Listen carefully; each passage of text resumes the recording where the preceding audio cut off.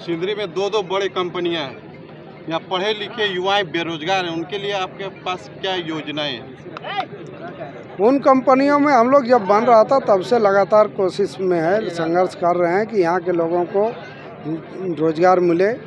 उस समय सरकार का भी कोई कानून नहीं आया था, लेकिन आंदोलन के माध्यम से हम लोग एक तय करवाए थे, त्रिपक्षीय वार्ता में तय हुआ था 70% का।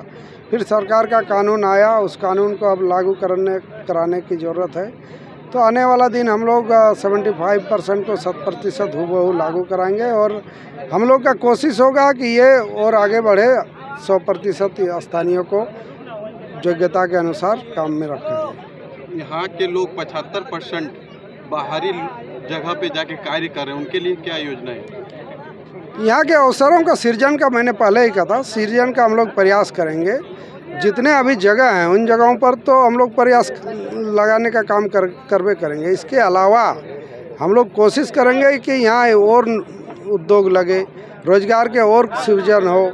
क्या हो सकता है, नहीं हो सकता है, उसको हम लोग आने वाला दिन देख के उस पर काम करेंगे। कारखाना खुलने से यहाँ के युवाओं में खुशी थी कि हमें रोजगार मिलेगा, लेकिन फिर निराशा ही हाथ लगी। अगर आप जीतते हैं तो युवाओं के लिए क्या करेंगे? सिंदरी की जनता में यदि मायूसी है तो ये मायूसी के जो कारण है उनसे सवाल होना चाहिए। भाजपा के लोग ये प्रतिनिधित्व में है, उनसे सवाल होना चाहिए। ये मोदी जी का ड्रीम प्रोजेक्ट है। ड्रीम प्रोजेक्ट में मोदी जी को सिर्फ चिमनियों में धुआं उठना या फिर फैक्ट्री चलना दिखता है। यहाँ के अगल बगल बेरोजगार हैं, उनको वहाँ नियोजित हो, रोजगार मिले, ये उनके सपने में नहीं आता है।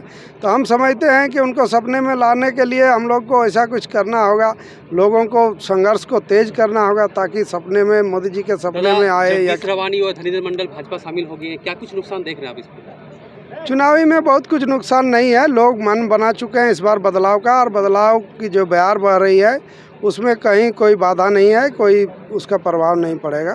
सिंदरी विधानसभा क्षेत्र बहुत बड़ा है, इसमें एक भी बड़े अच्छे स्वास्थ्य केंद्र नहीं है, तो यहाँ के लोग कहाँ जाके इलाज कराएंगे? उसके लिए भी हम लोग पहले भी कई बार बोले हैं। सिंदरी में अस्पताल हुआ करता था, एक समय पूरे जिला का सबसे अच्छा अस्पताल हुआ करता था, पूरे ज़िले के लोग आके इलाज कराते थे। वो अस्पताल FCIL के साथ ही बंद हो गया। चूँकि अब HURL शुरू हुआ है, रासायनिक कारखाना है, कभी भी कुछ भी हो सकता है। यदि रासायनिक दुर्घटना होती है तो यहाँ के लोगों का बहुत प्रतिकूल प्रभाव पड़ेगा, इसलिए सिंदरी में ही अस्पताल खुलना चाहिए। ये जब एम्स झारखंड को मिला था तब भी हम लोग बोले थे कि आने वाला दिन कभी ना कभी कारखाना नया ढंग से चालू होगा ही। तो उस समय जो प्रतिनिधि थे उन लोगों ने ऐसा सार्थक हो सकता है प्रयास नहीं किया हो, लेकिन अभी भी समय नहीं गया है। हम लोग उसको करने का काम करेंगे कि यहाँ सिंदरी का कारखाना चालू हो। गोविंदपुर में आए दिन दुर्घटना हो रही है अनज पर, तो उन दुर्घटनाओं को देखते हुए भी हम लोग वर्षों से मांग कर रहे हैं कि गोविंदपुर का जो PHC है उसको अपग्रेड करके ट्रामा सेंटर बनाया जाए। तो ट्रामा सेंटर को बनाने की दिशा में भी हम लोग आने वाला समय काम करेंगे। सर, इस चुनाव में मैया सम्मान योजना कितना कारगर साबित हुआ? ये तो अभी चुनावी सभा में मैया करके सवाल ले, एक एक करके। हम बोलिए, इनका सवाल एक भी नहीं, इनका एक भी सवाल नहीं। सहानुभूति वाला वोट बैंक से आप कैसे निपटिएगा? तारा देवी का कोई सहानुभूति नहीं है। सहानुभूति यदि कुछ भी होता या पहले जो था वो माननीय विधायक इंद्रजीत महतो के प्रति सहानुभूति था, और ये सहानुभूति झारखंड सरकार ने बखूबी दिखाया, निभाया। झारखंड सरकार ने ही जो नहीं था व्यवस्था विधायक के इलाज के लिए, वो व्यवस्था करके उनको अभी तक इलाज कराने का काम कर रहे हैं। आने वाला दिन हम लोग भी यदि होते हैं तो हम लोग भी कोशिश करेंगे कि इंद्रजीत महतो का बेहतर इलाज चालू रहे, नियमित चलते रहे।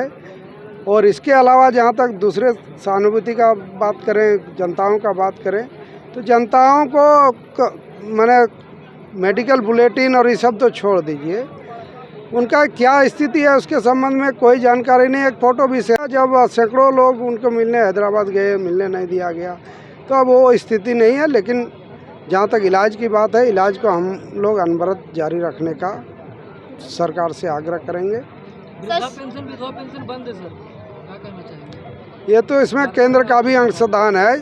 अभी चुनाव आचार संहिता है और चुनाव आचार संहिता होने के बाद ये निश्चित रूप से भुगतान होगा। मैया सम्मान योजना चल रही है लगातार। मैया सम्मान योजना पूर्णतः झारखंड सरकार की है योजना।